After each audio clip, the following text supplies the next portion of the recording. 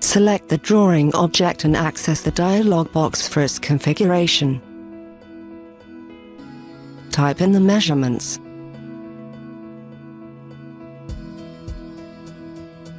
Add and size the various boxes.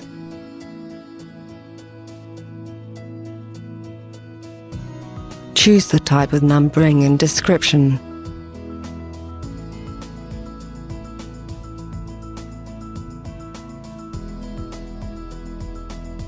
Place the object into position.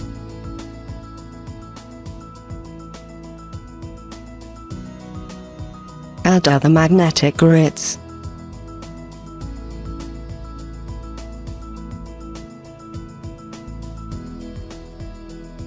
And even place the object at a specific distance from a reference point.